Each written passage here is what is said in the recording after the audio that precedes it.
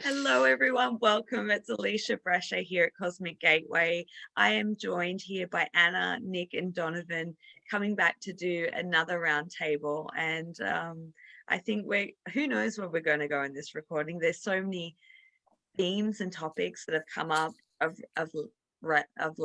recent. Sorry, trying to get my words together. And just as we started to hit the record button, I said to Donovan, what do you want to talk about? And he said, let's talk about May. And all of a sudden the power went out. So I take that as a yes. We're going to talk about May's energies. Obviously, we're moving into the 555 gateway. Probably as you're watching this, it will be 555. Recording a day before, but obviously we're already in those energies, those highly transformative energies. So guys, welcome. Thank you for being here. Thanks for having us yet again. You look so cozy, Donovan. Look, it's rugs and hugs for everyone out there today. Because I started at 5 a.m., which it's all about the 5 May, the 5th month, all right? And we're in a 5 universal year. Yeah. So yeah, when we get into the numbers, I'll explain a bit more about that. But how was April for you guys moving into May? What did that feel like? Now, can I just say, in my reflection, end of March through all of April is always a shit show for me. Always. And I was thinking about it, and I reckon as far back as I can remember, I always go into a deep dive in that time frame for about 6 to 8 weeks. I wouldn't say that I'm completely out of it. I think I always come out of it around mid-May. So yeah, not fun town. Just say that. But very for this particular, and I know we're in Taurus season, but this time in particular, it's very deep cleansing on a physical level has been one of the many themes for me. I don't know about you guys. Physical level, like, do you mean including the itchies and the dry skins and yeah. I been on a physical detox because it, like, literally on the way up to the retreat, Anna and I both went through, I know a lot of other people, like, and I have gone through this around this period of time, literally skin peeling off like a snake, shedding a layer. It's not fun. It's not been fun at all, has it, Anna? Well, we actually became really close on that 2-day road trip on the way up there. It's like, Alisha, You mean all your skin is all over me. So yeah, that just took the friendship to the next level. It really did. Yeah. What about you, Nick? Because you've been in a little bit of a different space than the rest of us, haven't you? Yeah, so for me, April was pretty, I remember saying before the retreat, and I've said this a few times, that the retreat was like this culmination. So I felt like I was heading towards that. And like, since the week we were there, it's well and truly eventuated that way. So for me, it was pretty, everything was falling into place nicely to make sure that I could obviously get away for a bit and attend that pretty powerful getaway retreat we had. So it's been pretty crazy for me. Sorry, folks. Someone's got to hold the line up, right? I'm just sitting back, it's all good. Well, at least someone was having a good time. You know, like I've always said, you know, we just take turns in the shifts, don't we? Like, someone anchors in the higher timeline, they're productive, they've got energy, and then other people go, you know, other groups go down into the trenches, and then we just, you know, and then there's the people that are neutralizers that just kind of stay in that neutral position, and then we just switch and switch. Right now I'm deep in the ditches, but I think I'm starting to slowly come up. So yeah. Beautiful. Yeah, and it's like every unique journey. It's so interesting to me that we can talk numbers, we can talk astrology, we can talk the energetic effects that are going on collectively, and that's affecting all of us on an individual level. But everyone's going to have their unique experience of that, right? So April being that 4 energy, like hard work. If you've done a lot of hard work, like Nick clearly has been doing a lot of hard work, you get all the reward, And for me, the 4, which is all about grounding, which is my biggest challenge in this lifetime. It's one of my life mission challenges. It's like the shit that I'm avoiding. So I had a shit month. I had a really bad month, but it was all internal, right? And then here's Nick going, yeah, I experienced like the culmination of a lot of what I've been working towards. So it's still the same energy playing out in different ways, That's what I feel. And for me, it was honestly, and I'd love to hear both, like you guys talk about, when you really not trying, but stepping forward onto your true life mission, your path, your purpose, right? That I think there is an ascension symptom that you get a certain way down that path. And then you go through this thing where you feel like you've lost all confidence and you know nothing. Yes. Well, that was my April. Yeah. And because in March, I had an amazing time. Things were opening up, opportunities, the numbers were flowing, the stuff was flowing. I was connecting with people, sharing what I was getting. And it was absolutely it was starting to have that expanding energy again. And then April came and it got to the point where I went, I can't speak on any subject. What do I know? I know nothing. I don't know anything. Like, who the hell am I? And so I've experienced this a few times now in the last few years where I go through phases where I'm like, the more I learn, the less I know. And the more that I realize, the less I know. I get to the point where I go, oh shit, my confidence is really rattled. I've got nothing to offer because I'm not qualified, all that stuff, and whether that's, unique to my own stuff that I've got to work on, my own challenges, or do you think that's a collective experience that you go through rattles of confidence?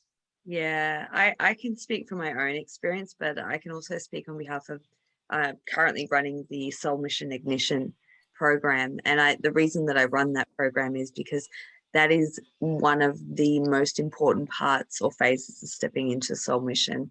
We had a massive session last Saturday with the amazing group that I'm working with at the moment, because I learned that on my journey, that every time I went to step up, all this stuff would come up, and I see it in other people and I can call it out really quickly, purely because I've been there and I know and I understand. And I see it as a refinement process. I see it as a purification process. I think that this work, when you do your soul mission work, it's so important that you're a clear channel and vessel. And so it's like you start to path that path, you step out, and then you'll be confronted with a lot of initiations and challenges, whether they're internal or external influences, to almost navigate, like to try and push you up. Like, how badly do you want this? Are you going to go back to your old patterns, your old toxic behaviors, whatever it is, whether it's an internal dialogue, which was mine. No, I had a lot of external too. And I was talking about this with the group about how it can come in internal and external. And obviously there's different perceptions as well. Thank you, Donovan. Perfect segue.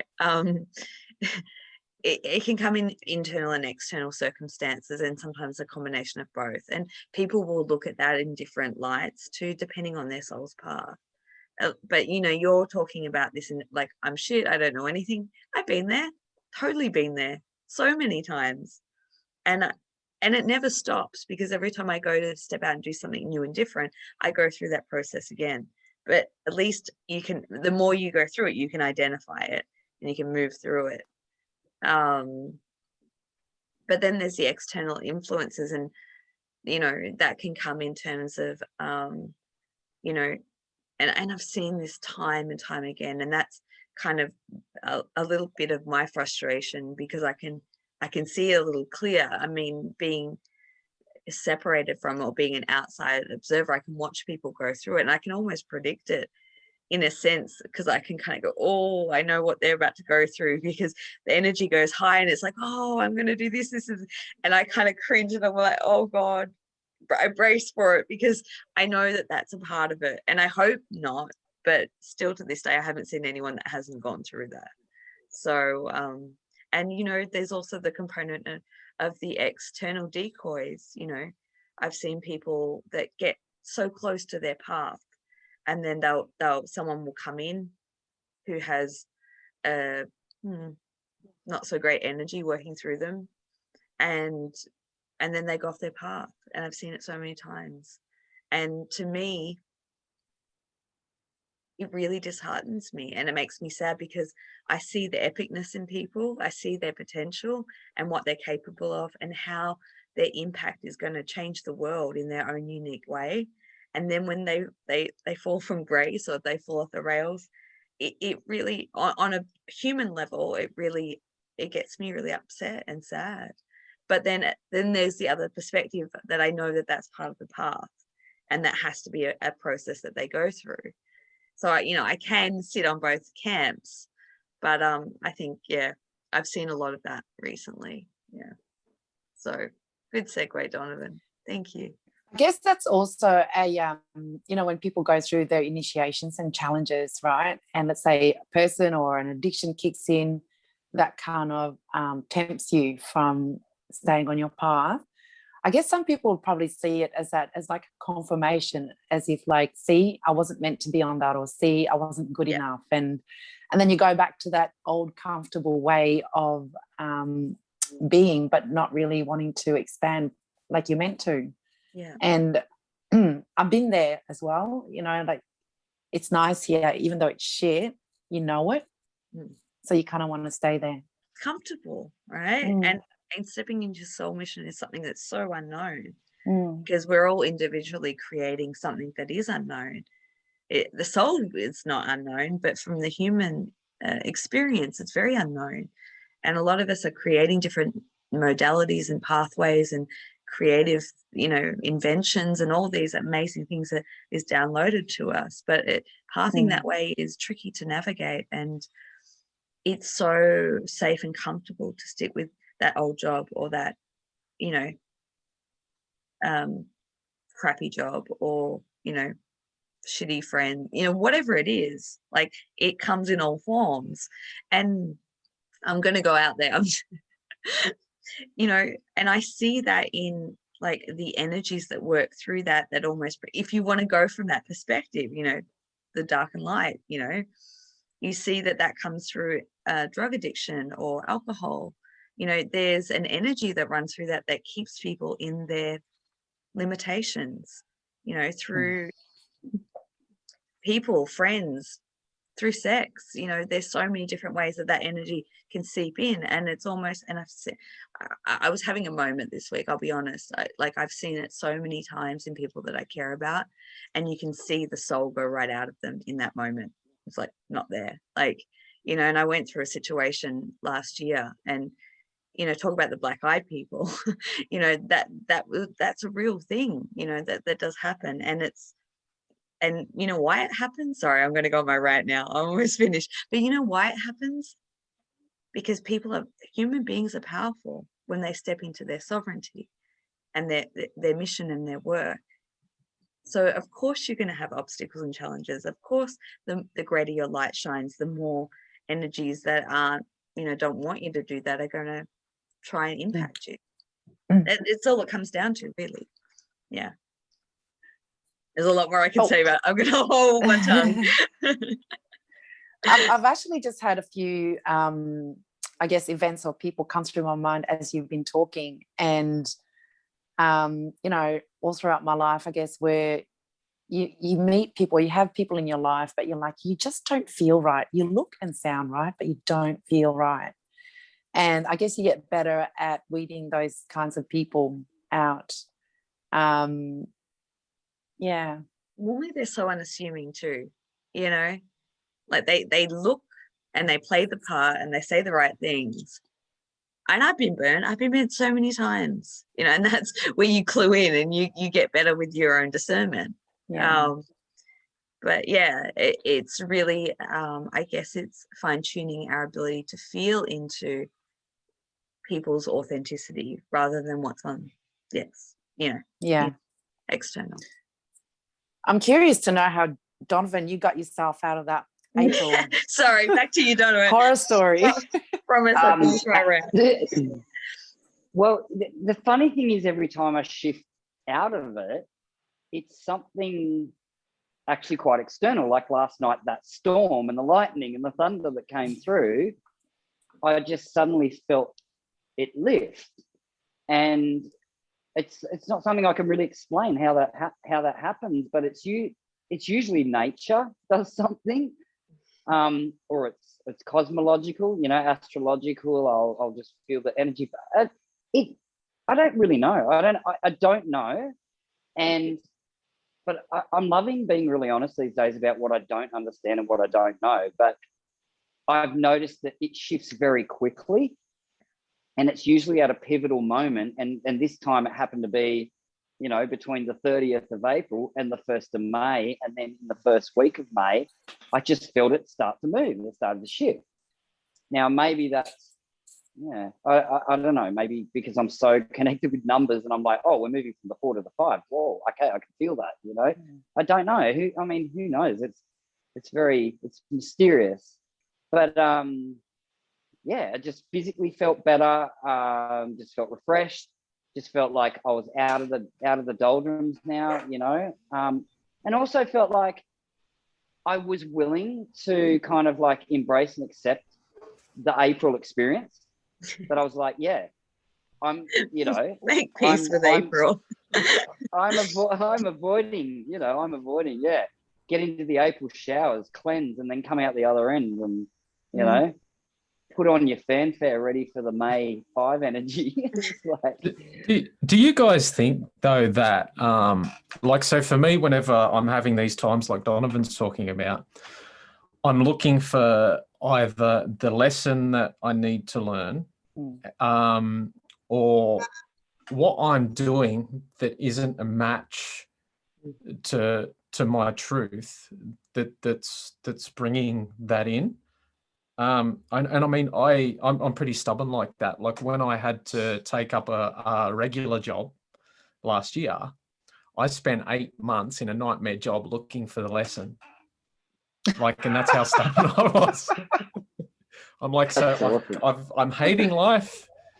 I'm not getting anything done, but I have to get something out of this. There was I learned to connect and relate to people in those situations. I literally got to intimately connect with people who live these lives where there's nothing outside of that, the 2 jobs they work, and the true extent of some of the suffering, which I think will help drive me to maybe help get more people out of the system and things like that. So I always find there's something for me personally to gain out of the situation, and I guess that lets me maintain some kind of control too. 100%. I think that's why we're given these experiences. Who was mentioning addictions? I think you did, Anna.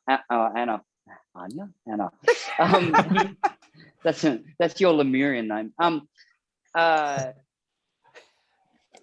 Addiction came up for me during this period, and it came up, and I'm like, I've got to face this because it's holding me back from getting on my life missions. And I'm in a breakthrough wellness academy, and we work on life missions, and we work on the stuff that we're avoiding, and we work from polarity. So it's really interesting work, and what it does, and we use sacred geometry to shift the energy of it. But what it does is it gets you to face what you're avoiding, and the thing that you want to achieve in your mission and what you're here to do is actually the key is by looking at what you're avoiding and the actual polar opposite of the thing that you want. And that's pretty much like what you're saying, Nick, is like every experience, it actually your greatest gift is in your problems. 100%. Yeah. Right? Because that's where the growth and expansion is going to come from. It's not through the denial and not embracing emotions that you're having or the patterns that you're repeating, or that's actually where the goal is. 100%. And that's right. Yeah. And it's about finding spaces where you can be in a space with people that you've got that non-judgment, so you can look at it, sit in it, embrace it, understand it, and then go, right, now I can work with it. Yeah. Instead of having to sift through, I've got to work through the judgment and the opinions and crap. But if you find that safe cauldron, that containment, that container, like a space like this with your vibe tribe, your family, your soul family, you've got the ability to look at it and go, all right, cool, I can work with that. What am I here to learn from that? Yeah, sort of thing. I had a pretty gnarly day yesterday, Donovan, and it didn't actually last that long. And Alisha can vouch for me. I'm not usually that gnarly, but when I am, I just like, don't tell me to be positive because I will punch you in the face. Yeah. And I think what I found yesterday, I had like 4 or 5 people ask me how I am. And if I'm having, I guess, a sad day, or, you know, I'm pretty open to just say, I'm sad today, or I'm really feisty today. I don't know why. But yesterday I got a bit feisty, hey. And not that I was aggressive to anyone, but I felt aggressive on the inside. And I think it's important when people are going through that funky spot, whether it's, you know, 3 hours or 3 months or 3 weeks, each to their own, right? But I think it's important not to straight away jump in and fix people. It's like, it's okay to be shit every now and then. And people are so uncomfortable. So yesterday I kind of felt like, oh, there's not really many people you can be honest with that will just let you be and hold that space, which is sad, because it just means you can't share with everyone that you want to share with. You know, you got to pick your crowd for that one. But seriously, it was like one of those days where you have your cacao ceremony, you meditate, you go for a nature walk, and nothing helps. So you talk to your spirit guides, no one's coming. Like, it's just me today. Yeah, but I think holding space for people means, you know, not trying to change them to be or sugarcoat it. And I think that's really important. I don't know, for me, it's like I've always been really transparent about how I feel. You know, I feel great, yay. I feel crap, and that's okay. You know, not that I've always been that way, but I've been that way for a long time. And I think that it's important to honor each step of it, because each is important and equally valid, you know. But like you said, Donovan, I used to be the biggest avoider. I would avoid everything. Me too. Yeah. Until I realized that when I did the things that really scared me, or that I was, you know, when I could pinpoint what I was avoiding, and I just went after it and did it anyway, that was where the biggest transformational shifts came. Now I'm just like, let me at it. You know, all that scary shit, let me do it. What's going to come out the other side of that, you know? But it takes a while to see that and be able to then go through that. And it's only through experience that you come out the other side and go, wow, I just did something that I've been avoiding for most of my life. And look at, you know, how I feel. And really it's about how you feel, because I used to be really shut off and wasn't, you know, I was kind of raised, as most of us are, that negative feelings are bad and you can't express them. 100%. Yeah. And I think that you should be love and light all the time. Mm-hmm. Mm-hmm. Yeah, and I love what you're saying, Anna, about holding space, because authentically holding space for people, I used to think it was about spiritualizing it away, law of attraction, offering how to fix it. And there's nothing worse. If you're truly there to help impact people and you want to assist people, sometimes your job is just to listen, and they need to feel, right? Feel, not hear, but feel that they've been heard, and that you are there for them. And it is a male trait too. I'm sure you'd agree, Nick, that the male, the divine masculine effect of, you know, someone comes to you with their problems, and it is that divine masculine. I've got to fix this for you, right? 100%. Right, and this is, and I'm sure you'll hear this a lot as you continue to do this work with the with the work you got coming up with the men about needing to jump in and fix. And it's like, actually, when you are in touch with your divine feminine within yourself and you're getting that into balance, you realize that actually the strongest thing you can do is to be able to hold a vulnerable space, to be the image and be the example for other men that it's okay to feel, it's okay to be vulnerable, it's okay to fall apart, male or female, right? So if Alicia's talking to me and she's like, Donovan, I'm falling apart, oh my God, it's all right. And you've copped a couple of those phone calls. I sure have. And you know, and it's like, if you've got that balance of the energy and you understand, you know, divine masculine and feminine energies working together in unity, you go, I've got to be a container here, and there's nothing that's weak about that. That's actually very strong. And also to allow that space for people to be vulnerable makes them feel safe, and because they feel safe, then you're helping them access the wisdom they've got to shift it, because we can't do anything for anyone else. You're helping them find it within themselves. That's what this is, I guess, what I'm learning. And I used to, when I got on my spiritual path, I was the worst. I was like, oh, just think of positive thoughts, you know. And I'm like, I look back on myself now and I'm like, oh my God, you complete idiot. Like, what were you doing? You know, even with the best of intentions, that's lovely. And everyone's like, no, you're so kind. And yeah, but I wasn't helping anyone. I was actually helping keeping them stuck by being like that. Yeah. You know, and I guess this is all culminating in what I learned from April through having this experience. A lot of stuff came up about holding safe space for people and for self, right? And embracing and accepting, like you're saying, Anna, I just feel sad, or I feel, Anya from now on. Anya Banana. This is how I'm feeling. Right? Like, so I had some repressed anger come up. I had this meltdown at the world system. I just had a complete on the full moon, or actually it was after the peak of the full moon, the Scorpio full moon. And we all know about Scorpio, right? It's like rage. When Scorpio gets angry, it's like vicious. And I just got so angry at the matrix and the world systems and the central bankers and the politicians and everything. And I was just like, oh my God, it's time for change, which is funny because we're coming into May, which is 5, which is change, right? So we could segue into that, but had a complete meltdown. And I just have learned to accept that's how I'm feeling, right? And it dissipates quicker. If you try to repress or push it down, it hangs around, and that's when people get sick. Yeah. But interesting, you brought, April definitely brought up a lot of rage for me too.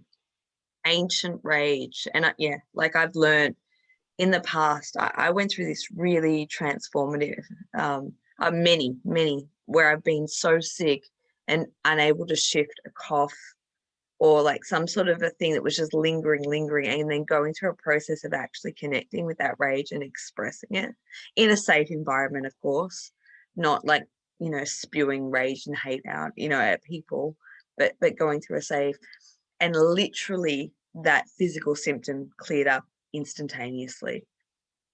But yeah, oh my God, Scorpio full moon. I mean, I have a lot of Scorpio placements, so something that people might not know about me. So that's where I go from Piscean love and light to I'm going to fucking kill you with my laser beam eyes. Yeah. Scorpio rising here. I'm Piscean sun, Scorpio rising, same thing. So it was, it's funny on. you were saying that you're angry at the matrix, Donovan, because like not just talking about the men, but also I guess the masculines in general, whether that's in you as a woman as well. But with the change that's coming up, like Alisha and I've been talking about it, and it's definitely happening everywhere. Like you've got businesses and companies closing down and people having to choose, like, oh, do you go on your soul mission or do you stay in the matrix by just getting your corporate job. And that's exactly where I'm at the moment. And sorry, you go. No. Alisha. Are you like languaging me while She's I'm just talking? excited. Well, I've learned over the years. Sorry, I'm excited. I've learned over the years to really get to the core of where that anger and rage comes from, because when it comes through me, it's intense. And it's quite scary for people, including myself, when I'm going through those phases. So I tend to shut myself off so that I don't impact other people, because I know that energy that I'm putting out is quite volatile. But I've learned over the years that normally it's brought on by a catalyst of someone in my life, someone close to me, a loved one, and that will be the trigger. But I always work it back to go, where does this come from? And I can trace it back to ancient civilized, and that was a lot that was coming up for me in April. But I've learned to transform and use that energy. This is tied back into what both of you, to direct it into breaking down systems. So the matrix, so projecting that force field energy that comes through me in such potency, direct it at disintegrating systems that don't support us, rather than directing it at people I learned. Well, considering the industry that I work in, which I won't mention, maybe I can do that, Alisha. Yeah, look, if you know how to work with energy, I do recommend, because I went through some processes in April, and then some things happened on the world stage. I'm like, damn, that was timely, and I don't know where I'm going with that, but I think that if we can be conscious of where we're placing our energy when it's strong like that, we can have a positive impact, even if it's a negative emotion. I think that's where I'm getting at. Yeah. So basically using that negative emotion for a positive outcome, breaking down motherfucking templates and shit. Okay, got it. Yeah, that's why I got excited. Sorry, guys. Yeah. Well, that orbing the shit out of people and the planet. But this is the interesting thing that I guess for me that I feel I'm learning is that emotion is creational energy, and it's encoded with information to get you on your purpose. That's what I was saying earlier about your purpose is in your problems, and your problems cause emotions, and that emotion is encoded and full of information to get you on your path. Correct. Right. Mm-hmm. So if you repress what you're feeling, you're actually not accessing all this. There's so much gift in it that's actually going to guide you to get on your path, rather than so rage is unexpressed anger, and anger is unexpressed sadness. This is what I experienced in April, and I realized that I've got some sadness I'm carrying, which plays out in addiction, right? When I got to the core of it. And then, I realized I had some, it played out as rage. I had some suppressed anger, and I'm like, oh, where's this anger coming from? And I went, oh, it's actually the anger that actually is exactly what makes me so damn passionate about wanting to serve and do something amazing for this planet and for every living soul, that actually that emotion is actually serving me if I know how to conduit that. The correct way, what you said, Alisha, right? Yeah. How to direct that energy in a positive way without repressing it, because that's not the answer, Yeah. And and then holding space when others are in that. If you understand that, when we say be the change you want to see, right? So if you understand that and you embody that, then you are able to hold safe space for others while they're going through, I've got all this energy, this creational energy coming up in whatever emotion it is, sadness, depression, anger, rage, whatever it be. Again, I'm sort of getting to the point where I don't see any emotion as bad or wrong. I actually just see them as different frequencies that are playing out, that's guiding someone to get closer to their mission, which helps you drop the judgment about what they're going through or them as a person. And so anyway, go. No, it was something that came up, a discussion that Anna and I were having, I think Lockie as well, and talking about that exact thing. And I've talked to a lot of my clients over the last recent times about, okay, you're triggered by that. How can you utilize that and use that in a positive way? The trigger's there for a reason and a purpose. It's like working with it, you know. And what I would love to see, and I think that change is and will continue to happen, but in the truther community, where people are getting really outraged and angry, but actually turning it into a positive, turning it into something that's actually going to serve, rather than just, you know,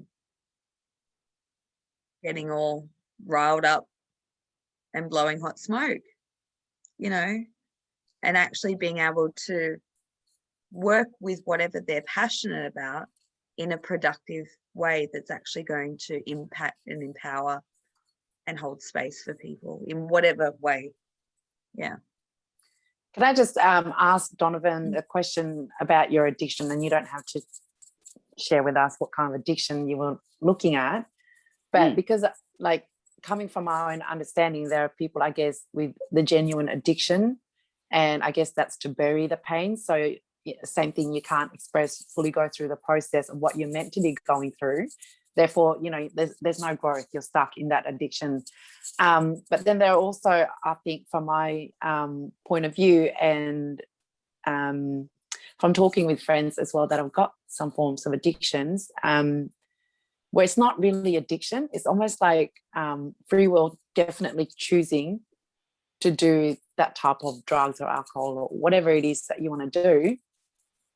It's almost like a conscious choosing to block, whereas an addiction is like, oh shit, you've definitely got that addiction, the brain chemicals, all that stuff. Do you understand what I'm talking about? I do. And when you get to the core, I think this is what I'm realizing with the work that I'm doing within myself about the addictions, right? So I still smoke. I'm still smoking. So that's an addiction. And then, yeah, I still drink alcohol. So even though I know it's that Achilles heel, it's the one thing that's actually making me waste time to get on with what I'm here to do, right? But when you understand the core of what caused the addiction, the addiction is not really the focus, right? Because the funny thing is, if you deal with the core of what caused the addiction kind of sorts itself out, right? And I don't know, and I'm certainly not going to speak as an authority. Like, there are some addictions out there that I don't understand, that, you know, there might be other brain chemistry things involved and psychotherapy, you know. I don't want to say that I understand addiction as some kind of authority. I don't. I'm just speaking from my own experience, that if you're willing to dive deep enough within yourself and understand that actually whatever the emotion that you're carrying that had itself play out as addiction, interestingly enough, the addiction kind of sorts itself out. Does that make sense? So I probably haven't answered your question, but for me, it's like, yeah, absolutely. The actual act of the addiction itself is just keeping you on a hamster wheel, because you're avoiding the pain of the thing that you're carrying, right? So it just numbs you out and keeps you stuck. I guess I'm just learning what's under that addiction. Does that make sense? And yeah, say something, because I don't think I've answered your question. No, all good. By the way, just for people that are watching, addictions it's not necessarily just drugs and alcohol. There's so many, like food, or even media, running, social media, all these things. Gym addiction. Yeah. See, Nick's an drama addict, addiction, fear addiction. Yeah. Clothes shopping. Yep. Oh yeah, shopping's definitely such a problem. I think that's Donovan's problem. Look at that coat. Yeah. Peter Alexander, Monday at 9 a.m. every morning when they open, I'm there. Peter Alexander. I think you should do your own dressing gown line, actually, Donovan. You can call it, what is it, Rugs and Hugs? Rugs and Hugs. Yeah. Rugs and Hugs. Cosmic Rugs and Hugs. Yeah. Yeah, no, but good point. Very good point. Addiction comes in so many forms, like, and it's so infinite how that can play out. It is infinite, like addicted to dressing gowns. So, and that's the beauty. Actually, that's the beauty of addiction. Is because it is so infinite, if you get to understand what addiction is at the core of it, you don't judge the addiction, because it's like, it really doesn't matter. It's kind of beside the point, Can I it's just add in a different dimensional perspective into that? Because that's sort of been something that I've had a few conversations around this week around addiction or substance or whatever it might be. And I'm a big believer that everything is okay in moderation. It's around the intention, purpose behind it. And if it's being utilized to cover something else, that is where the problem lies. And everything is to be met with neutrality. I remember having this conversation years about cigarette smoking and how, like, the indigenous people use it, native people use the art of smoking tobacco. Like, if you can approach everything with neutrality, then, you can almost neutralize the effects on it, because it's the intention and the thought process behind it, right? But the point that I want to get at is the energy that works through those things. And so from my work, I can see where people will use things like alcohol, but it's the entity that's running through them that's keeping them in the lowest vibrational state and continually going back to it. When you do the clearing and you clear the entity, the need for that substance is no longer there. Same with porn, same with sex, same with so many other things. It's actually, and drugs as well. There's entities that work through those substances that keep people, it's designed to keep people. So it's like the intention, if people are trying to numb, then that's what they're getting. They're staying in that lower vibration to not feel. Does that make sense? Yeah, absolutely. Just another perspective. I mean, everything's all valid, but 100%. I'll go back to my stance here. I like that idea of neutrality that you brought in there. Yeah. That's all. Yeah. Neutralizing. Actually, that's beautiful for me too, Nick. Neutralizing it. And a really good, just very simple example of that is how many times have you gone out with friends? If you're the sort of person that goes out and has a few drinks, right? You've gone out with friends and you are just in the best vibe, and you can drink all night and you don't sort of get all like pissy, right?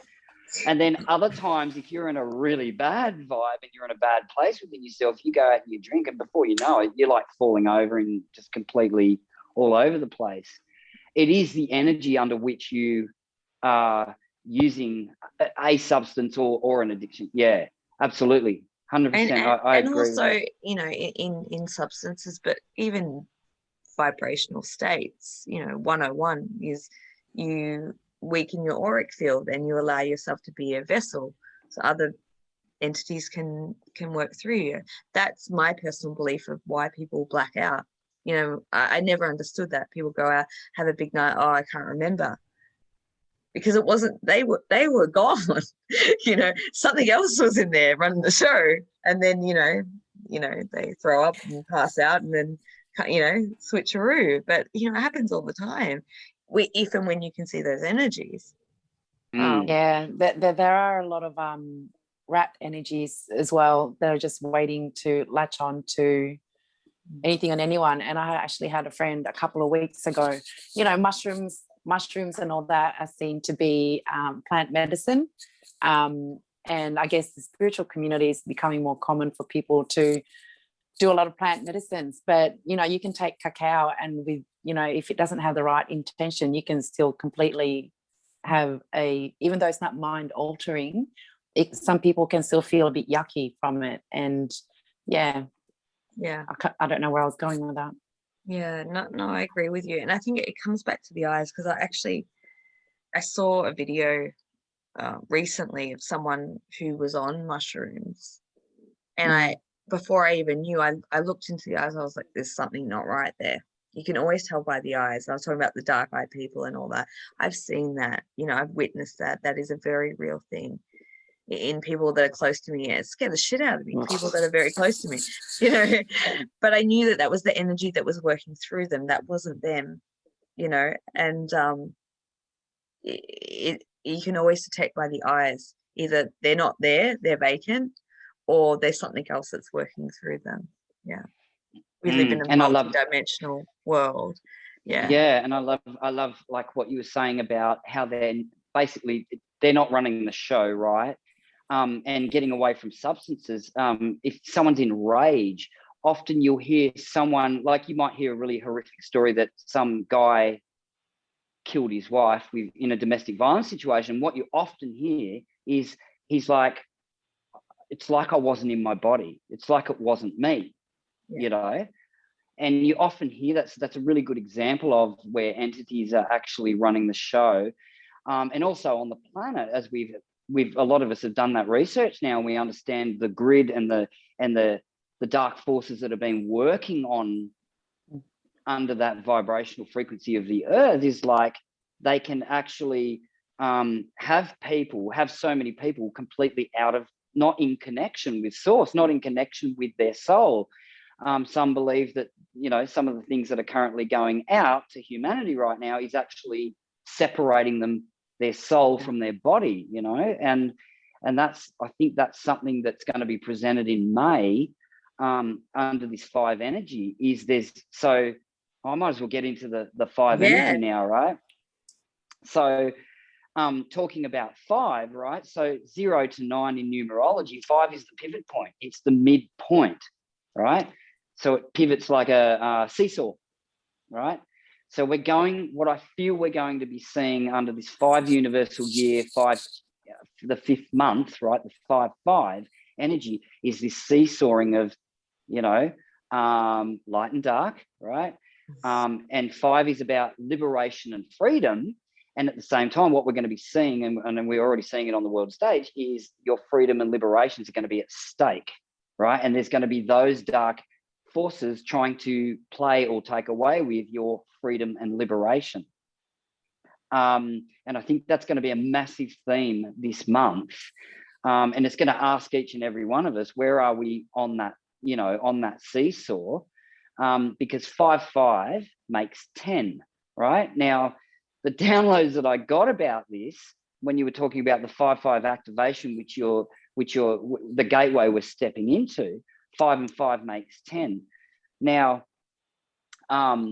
10 being a highly sacred number, and it also looks like binary code. So having listened to your interview with Astra 222, you guys were talking about the divine counterpart, and how actually when you come together to unify and the ascension process, you actually go through ascension, descension,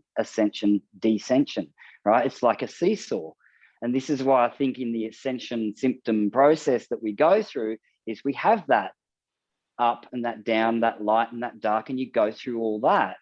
And so the 5 energy that May is bringing that ascending, descending, and then you meet at the bridge in the midpoint, and then, right? So we're going to get that choice about where we're going to sit vibrationally on that scale.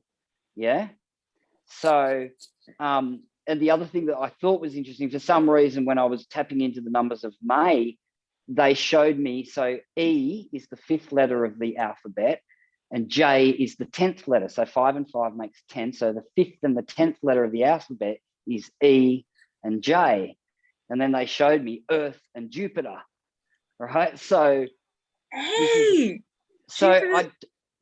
I don't, I wanted to ask you guys if you know what's going on with the transits or aspects with Earth and Jupiter right now. Yeah, Jupiter's going into Pisces on the 13th of May. Right. I'm pretty sure. Let me just double check that, but I'm sure I shared something today. Right. Which is good for us. It's good for Pisceans. What does that mean? Right. And because 5 is freedom and liberation, right, and expansion, and Jupiter represents expansion because it's the biggest force in our solar system. It's got the biggest magnetic pull, and so it affects every planet along along the solar system orbits, right? So they're showing me Earth and Jupiter, right? So it's like, and if we're all universes within ourselves and we got this solar system running within us, because we are literally universes, it's getting back to what you're saying, every human being is so powerful and they don't want you to realize that, right? So if they can have that effect on you so you don't wake up to just how powerful you are, then it's about the 5th month and the 5th 5 universal year as a whole for me is about understanding the level of expansion that is available to you should you access that. Yeah. Right. Which sort of, brings a lot of what we were talking about. But then they showed me, so Earth and Jupiter, right? If Earth's there and Jupiter's there, what's the midpoint? It's Mars. I was about to say it's Mars. Right? Yeah. So 5 being the midpoint between the 0 to 9, it's that midpoint, 1 to 9 is the midpoint, right? The bridge, the central pivot point is Mars. Now, there's been a lot of focus recently about Mars, which tells me, Elon Musk is going off about Mars constantly at the moment. They're talking about exploration. They just put a drone in the air on, was that on the moon or on Mars? Shit, I hope I didn't get that wrong. No, it was on Mars. Yeah. They've just released a drone from their Mars Explorer for the first time, and now they can go and explore and do far more than they ever have before. So I think May's going to bring more of that that exploration information, bit of disclosure around what's really going on Mars. And I think you and I and the 4 of us probably have a bit more of an idea that there's a lot more going on Mars than we've ever been told, Well, they're still running SSP operations on Mars. Yeah, absolutely. And so much and I then can say right now. Maybe Jupiter's going to be coming into the picture as well. But for something else I was shown with the Jupiter energy is storms like that red eye storm. And again, I know we've said it a lot, but since 2020, but it's like, are we in the, we're in the storm. We are still in the storm. Yeah, we are. We're right in the middle of it. Yeah. So Jupiter with that red storm, that's the infinite storm that never ends. It's like they show me, again, the focus is, okay, you're in the storm, you're in the middle of it, you're pivoting, just go with it, run with it, find that freedom and liberation within yourself. And then the 5 energy is also fun, it's quick-witted, and it's also about unexpected. So it's this month, I can guarantee there's going to be some surprises. Like today, Bill and Melinda Gates come out and tell us that they're getting divorced. That kind of weirdness. I think we're going to see a lot more of that. That kind of like things coming out, like people actually saying things that it's just, for a minute, you're going to go, oh, we kind of used something weird might happen there, but just like still kind of shocking. You're like, what? Like, what? That's weird. What? Right? Well, not only that, but Mercury moved into Gemini today. And then it's going to... That's a good thing, right? Well, Mercury rules Gemini, and it's all about talking. It's all about communication. Mercury is also going to retrograde at the end of the month. But I'm just looking here. So Jupiter in Pisces on the 13th. It hasn't been there since 2010. So it's going to go in, then it's going to move back into Aquarius, and then it's going to stay in Pisces for quite some time through majority of next year. And as you're talking, and this like focal point on Mars, like what comes into my head automatically is like, well, without pointing fingers, but if you look at some of the corruption that's happened to the human race and where those beings came from, that have then set the precedent for, trying to find a nice word, the mess that we're into now. I think that not all of them, but I think a lot of them did come from Mars. So are we what's the word I'm looking for? Help me out, guys. Are we kind of Rejigging. where justice is being served and being flipped on its head? I'm going back to, I did a couple of readings for my subscribers, and there was a lot of reversals, and I never read reversals, but it was like reversing the damage that has been done and things being turned around to their original state was a lot of the message that was coming through when I was doing the readings for May. Just quickly, Yeah. and that again, that's what they showed me. So the phrase, the fire in the heart, right? So Mars equals fire, right? And we know it kind of represents anger and rising up and, you know, all that. And it is, again, the divine masculine energy. What they showed me is the fire in the heart. So it's a funny thing, but what they showed me is, okay, so you got 5 and 5 makes 10, right? 5 is the midpoint. So if we go 5 chakras down from the top, we get the solar plexus. If we go 5 chakras up from the base, right, we get the throat. What's in the middle? The heart, right? So that is the midpoint. And the thing that is actually reversing all what's caused the planet to be where it is the fact that people's hearts are waking up and they're getting a fire about it. They're getting fire in the heart and going, we don't want this like this anymore. We want a new earth. Thank you very much. We don't like yours. Right there. I love it, Donovan. That was brilliant. Brilliant. And I guess that's neither feminine or masculine. Hey, the heart, that's just neutral. 100%. It's the seat of the soul. Yeah. Yeah. And as I always tell myself, I tell my clients, come back to the heart. You know, when your head's just as it does, telling all that, come back into your heart space. That is truth. That will guide you. That will path you. Everything you need to know there. You know what? And I said to you, I know I'm pretty sure I said it to you, Alisha, but I've really tuned into my heart since we did the retreat and everything that went on there. And life has never moved as fast and as positively as it has in the last week and a half, right? So I'm listening to what Donovan's saying about the, you know, particularly when you mentioned freedom and liberation, and you said that it exists within yourself. And I really love that bit because that is so true. And I think it rests within yourself, in your heart space. And since I've done that, making every decision from that space, and to tell you the truth, unshakably sitting in that space, everything is changing. So Nick's bringing in new earth, guys. Just I made back. it. I'm there. Anyone that'd like to become one of my followers, just head on alpha.com.au, subscribe and follow. Oh, man, I got to tell you, Nick, it's been beautiful to watch since we met. When did we meet? Last year? I don't know. It feels like forever. Yeah. And I've actually witnessed, and this is for everyone to, like, you know, to be able to witness this journey, right? I met you at a point where all this stuff was starting to open up, and then I saw you have your big heart opening, and then I've just seen how that's manifested into expansion.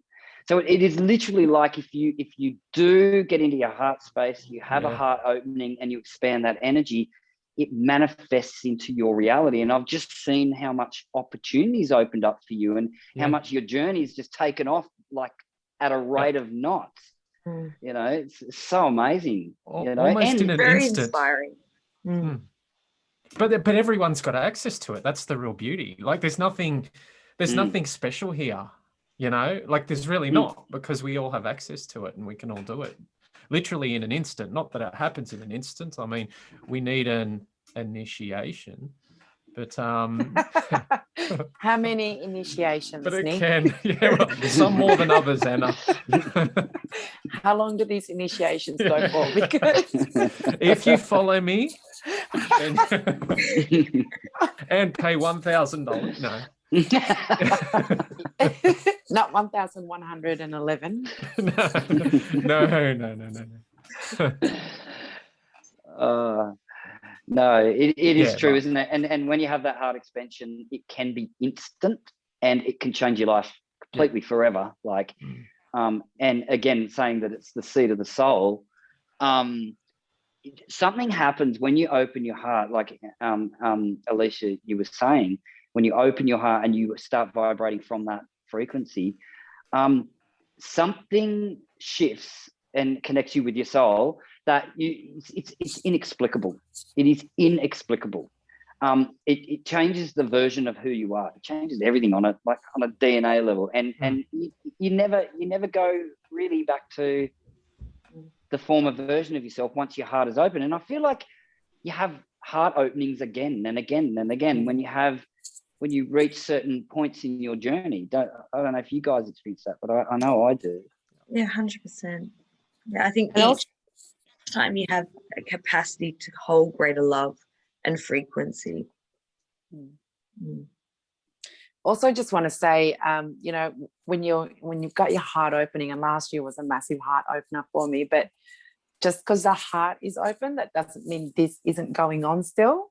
I mean, Alisha and I will often talk about this. It's very bipolar, where you're like, rah, rah, rah, because he's talking, but then we'll say, oh, but I'm okay if I sit in my heart space. So, and I was just talking to another friend the other day, you know, like a bit of an issue with a friend, and same thing again, like if you come from the heart space, like you're so understanding, compassionate, all those things, but yeah, it is okay for all this to be still going on.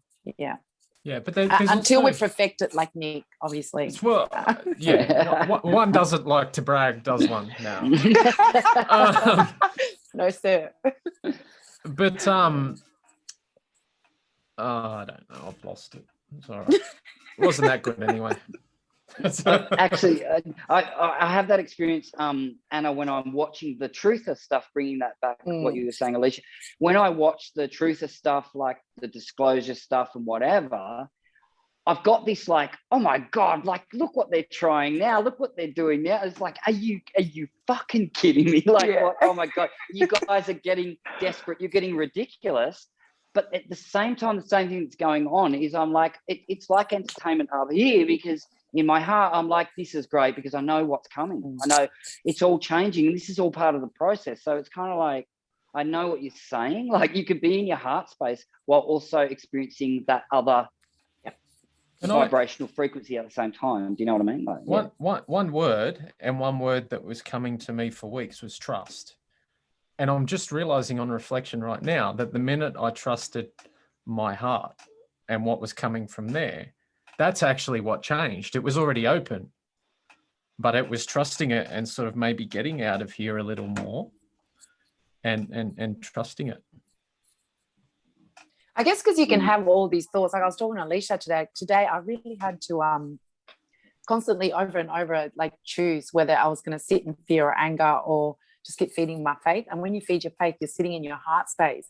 And I said to Alisha today, I was like, oh my God, it's been all day just constantly having to choose that battle between the head and the heart. And yeah, one day, Nick, I'll be like a master like you. And you will get there, Anna. Just perseverance. Anya. You're a good kid. You're a good kid, Anya.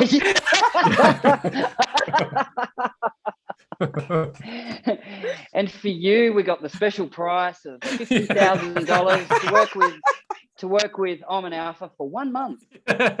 You'll get a $50,000 scholarship. Only if I get one of those tapestry thing behind you. I want one of those. Oh, not for 50,000, no. Sorry. We're not a charity. That's so good. Of course. So on that note, sorry. I guess that's where it comes back to that fact that we are multidimensional. And when you go through that heart opening, you understand that better, because you can be viewing your human self who's getting riled up over petty things, and then also sitting in your heart space and being able to see all the different perspectives, seeing the higher perspective, seeing, well, that's how that catalyst for change is taking place, but connecting with the raw human emotion, and that person hurt me or upset me or disappointed me, you know, and then it becomes bipolar because you went from one to the other. And this is why it's important to have really good friends around you. They won't admit you to a mental hospital. Yeah. Hey, I've had friends that have been admitted to a mental health unit that have had this experience. I'm not kidding. This is quite serious. I've had a friend who her family went and put her in the mental health unit, and they took all her rights away from her. And she was having a spiritual heart opening. And she couldn't explain it to them, and they couldn't understand. And they're like, we're really worried about you. It's like, we don't understand what's going on with you. And they got so worried. They actually they came to the door and they said, oh, you need to come with us. And she's like, oh no, actually I'm great. And they're like, no, we don't think you are. And if you don't come with us, we're going to have to call the police, and you're going to have to come with us anyway. And I'm like, this is a serious business, like. And you know what, sadly, I discovered last year, and I'm going to keep myself in check right now because I could rant on for a long time about my personal feelings around the health and mental health, institutes, but in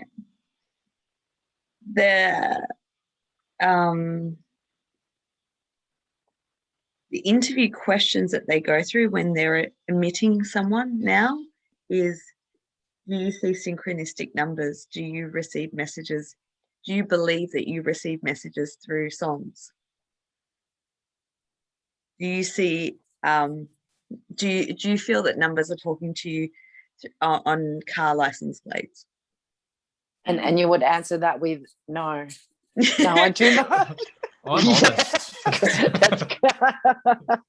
I never get those. Oh, there's one I'd be now. like, I mean, no, I didn't see anything. Or what about when you take photos of them and send them on the group chat? It's like, guys. If they checked my phone, it's like shots and That's it. I'd be locked up for 25 years instantly. No, that's correct. The answer is no. And then you're like, oh, look, it's 11:11. I've got to go. You got to go for a 555 transmission. That's right. I'm going to miss Alicia's 5-5 activation. I've got to go. I don't want to answer your questions anymore. I know. I mean, we do. I mean, we are laughing about it, but seriously, that really says, you know what that says to me, Alisha? It says that the medical system is cluing into something and they're scared of it. They're actually 100%. scared that they're seeing a collective of people that are starting to have experiences, and they're like, oh, no, we can't let this be accepted. Mm-hmm. And let this be for all our peeps out there, right? I've had to learn this, like with number codes and getting information from numbers, right? I've had to learn how to communicate that to people that are coming from that reality, or that perspective. I have to be so careful, also to respect that they are not going to see it under the same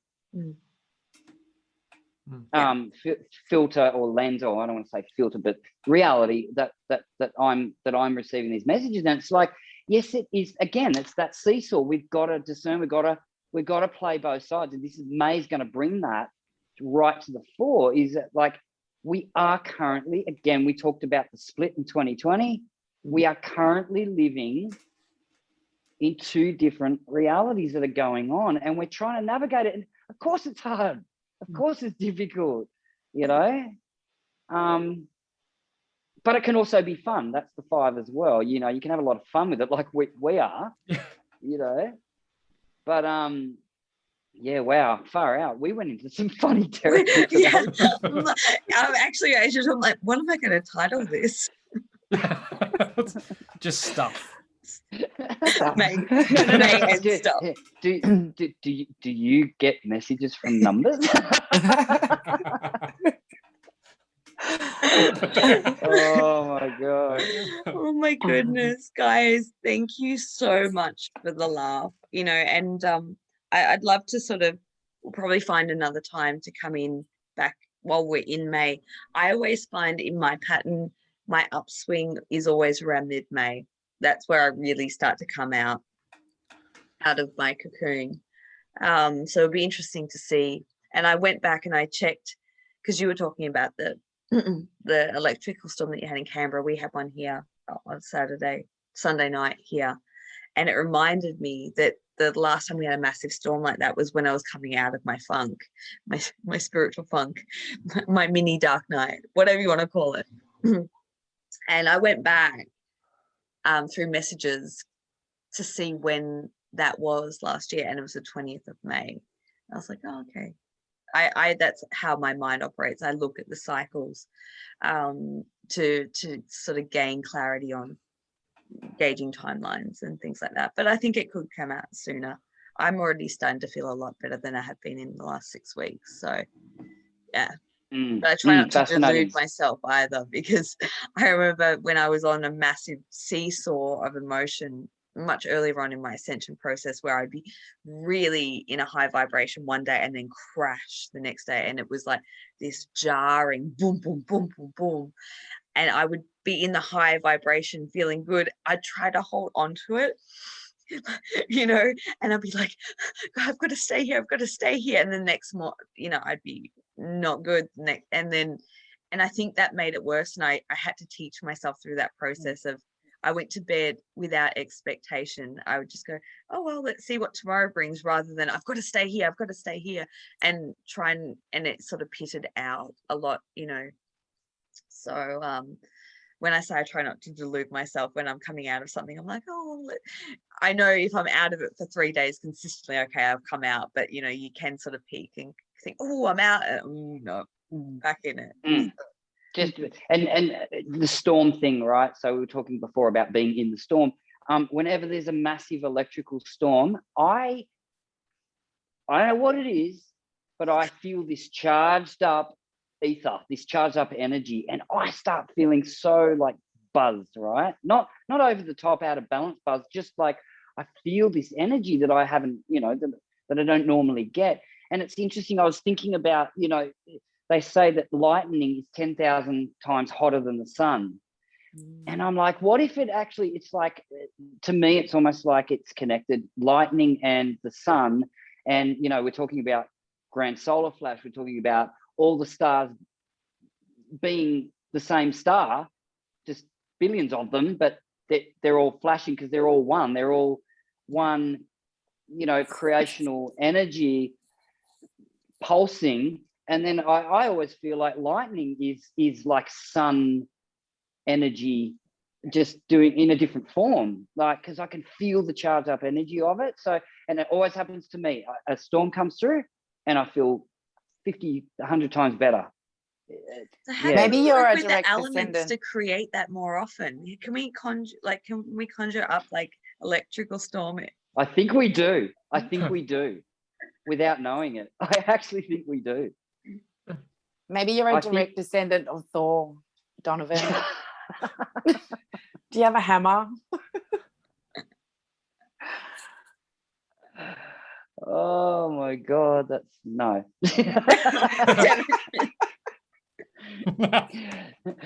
It kind of scares you, doesn't it? Because you think if you put out a thought. I mean, actually, Samantha Allison Marshall, I think you were talking to her on a couple of your comments, Alisha, from the last live you did. But we often talk about how we'll have a thought, and then somewhere on the planet, like we'll witness an earthquake or a lightning storm, and often it will be because we've had some realization, like some light bulb go off, like lightning. And then we'll go and witness this, and we just have a bit of fun. We were like, oh, did we cause that? Like, you know what I mean? 100%.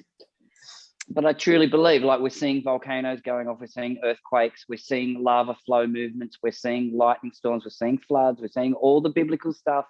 And to me, it is a direct reflection of collective consciousness right now, 100%. 100%. I agree. So we are creating the weather. I think we do. I think we're all Thor. You're Thor. A simple example. Your thought.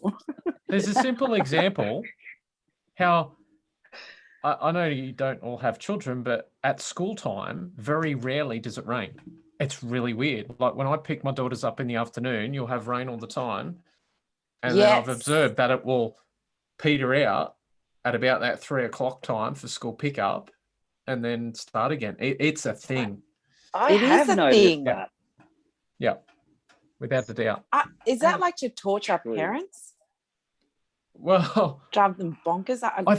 School traffic. Oof. Yeah. I don't know, but it's a thing. Yeah. I think it's the children, the collective consciousness of the children going, yay, it's time to go home. And that collective energy gets up into the ether and goes, oh, rain's sad. Can't play. Yeah. We can't play like you as children. We can't have fun. So we have to stop the rain. So they get out and they're like, hey, it's time to go home. They stop the rain. They stop it. We're going to have to speak to the children, I think. Alisha, you might want to add that to your new school curriculum. They're in control. Yeah. Yeah. Noted. Creating... Guys, thank you so very much. If you want to connect and follow these beautiful human beings, I will put all the details in the description box below where you can follow along to their socials and connect with them. Until next time, thank you everyone for watching and have an amazing 555 Gateway and an amazing May, and we'll be back to see what unfolds. So sending you massive love. Bye. Bye, everyone.